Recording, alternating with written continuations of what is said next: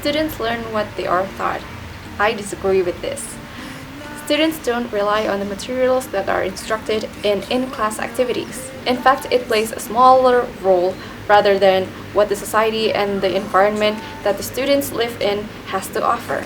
According to Lev Vygotsky in 1978, in his theory of social interactions or social cultural, learners construct new language when they are having interactions with other people.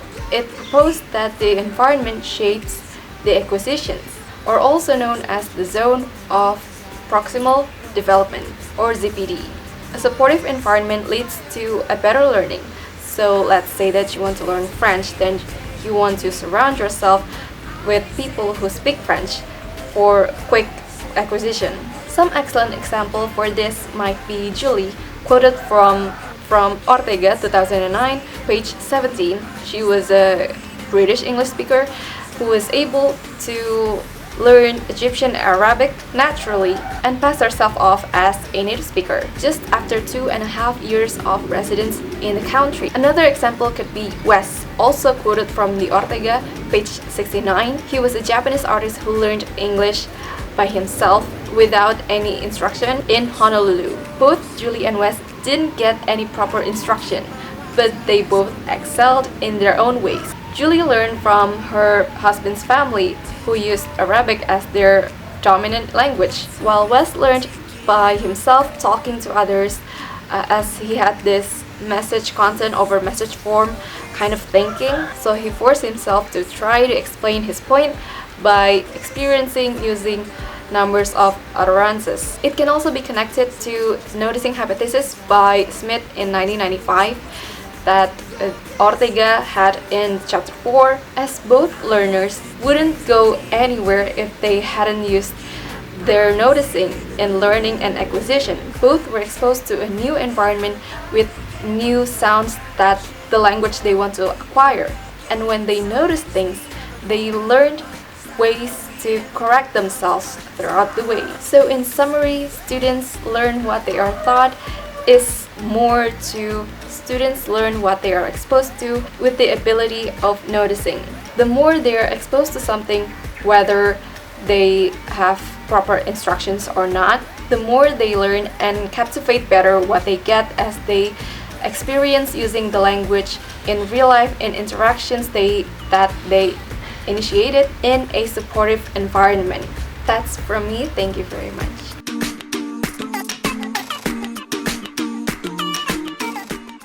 I agree with the statement number 5, which is the earlier a second language is introduced in school programs, the greater the likelihood of success in learning. I agree that second language needs to be taught to children from an early age, given that language is a means of communicating between individuals so that important language learning is given. So, according to the critical period hypothesis, language are often acquired only within a critical period, extending from early infancy until puberty. The critical period is the span of time when a person is sensitive to acquiring a language. So if this isn't done within that time, it will be very difficult or even impossible to develop language.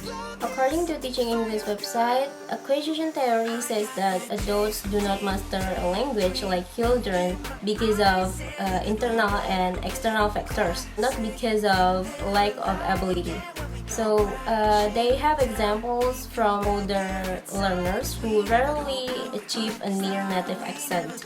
So many people suggest this is due to them being beyond the critical period. Only those who begin a second language learning at an early age will eventually be indistinguishable from native speakers. And also, when the goal of educational program is basic communication skills for all students, it will be more efficient to start a second language teaching later. Likewise, if the purpose language program is to prepare students to have a good communication skills, students who learn language at an early age will have a better communication skills. Lindbergh 1967 said that during this period, children have a good brain plasticity and flexibility, So these times are easier than in other lives. Because the earlier second language is introduced, it will help children's language development to be more familiar with the second language. The more children familiar with it, the easier it will be for children to pass a foreign language at a higher level.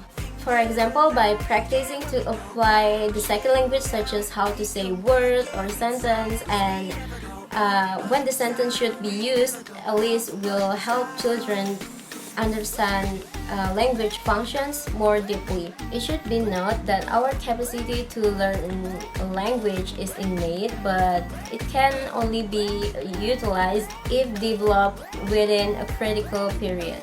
So I think it is a good thing to introduce the second language at an earlier age for children, because children who can begin their schooling in a language they already know, they will be able to absorb any language input. It is because at an earlier age, children have a good brain plasticity to absorb any language input, so it might be better to begin exposure to the language as early as possible.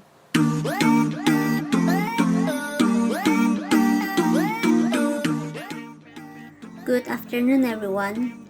In this part, I'm going to present about a motivation in learning a second language. Everyone knows what the meaning of motivation is.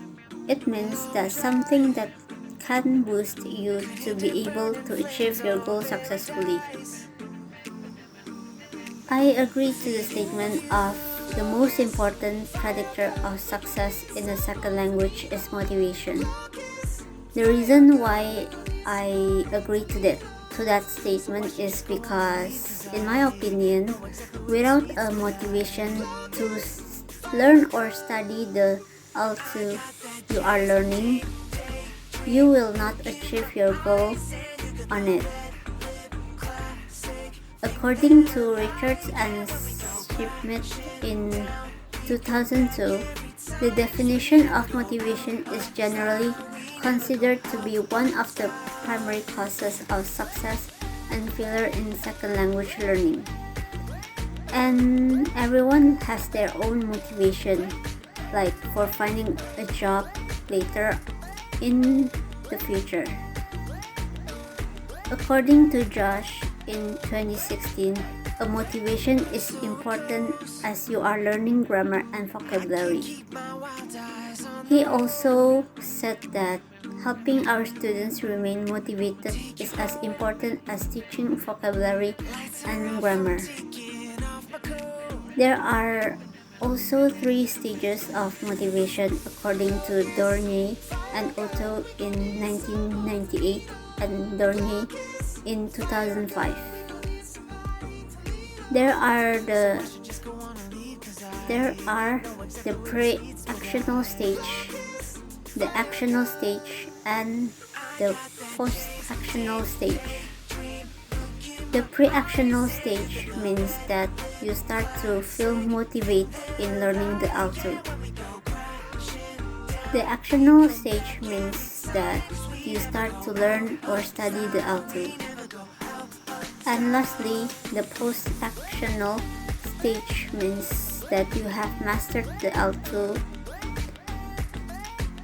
And there are also 2 kinds of motivation according to Josh, which are integrative and instrumental motivation. Integrative motivation means that you have the motivation to be able to communicate with foreigners when you are traveling to another countries. And instrumental motivation means that something related to that language in the future, which you will find it useful. There is a theory which is called attribution theory. Attribution theory means that it lets you know whether a student is motivated or not. For example, if you ask he or she whether she can do a test or not, is by the response. And the response will depends on their answer or response with fully confident or not with the answer. So motivation is important in learning L2 because it really helps you to achieve your goal in L2 learning. Thank you for listening to my presentation.